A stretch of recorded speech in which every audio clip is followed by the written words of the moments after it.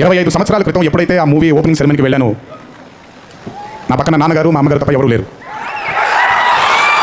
ఒక్కనే వెళ్ళాను, ఓపెనింగ్ సెరమనీకి వెళ్ళాను. ఏం జరుగుతుందో ఎలా ఉండబోతుందో తెలియదు నాకు. మొదటగా నాకు గుర్తుండే, మరి ఇక్కడ ఉన్నాడు, ఎక్కడ ఉండుంటాడు, ముజీబ్ అని ఆధుని నుంచి మొట్టమొదటిసారి ఒక అభిమాని కనిపించాడు నాకు. నేను ఆఫీస్ బయట, అది కూడా రెంటెడ్ ఆఫీసు, ఇల్లు ఎక్కడో మెదిపట్నంలో ఉండి రెంటెడ్ ఆఫీస్ బయటకు వచ్చాను. ఎవరండి మీరు అన్నాను. బాబు ఫ్యాన్ అన్నాడు. అర్థం కాలేదు. ఏంటి ఫ్యానా అన్నాను. అవును బాబు మీరంటే పడి చచ్చిపోతాను అన్నాడు. ఒకటే సినిమా కూడా ఇంకా రిలీజ్ అవ్వలేదు, అప్పుడే ఏంటి అన్నాను. ఏమో ఇతనే ఫస్ట్ వచ్చింది.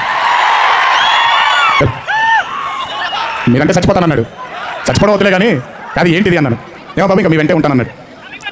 అక్కడ మొదలైన ఆ రోజు 25 సంవత్సరాలకి నాకు ఎనలేని సరిపోనంత ప్రేమ ఇచ్చే ఇంతమంది అభిమానులు దొరకడం నిజంగా ఇది పూర్వజన్మ సుకృతమే.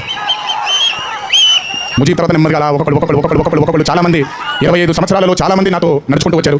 చాలామంది కాలం చేయడం కూడా జరిగింది. చాలామంది ప్రేమని ఇంకా పెంచుకోవడం జరిగింది. వీటన్నిటికీ కారణం మొట్టమొదటిగా నేను శిరస్సు వంచి పాదాభివందనం చేసుకోవాల్సింది మా నాన్నగారు కీర్తిశేషులు శ్రీ నందమూరి హరికృష్ణ గారికి, మా అమ్మగారు శ్రీ శాలిని గారికి, మా అమ్మగారు లక్ష్మి గారికి కూడా, మా అన్నగారు కీర్తిశేషులు జానకిరామ్ గారికి, మా ఇంకో అన్నగారు నందమూరి కళ్యాణరామ్ గారికి నిజంగా వాళ్ళ ఆశీస్సులు నా మీద ఉన్నందుకు నిజంగా నా ధన్యవాదాలు తెలియజేస్తున్నాను.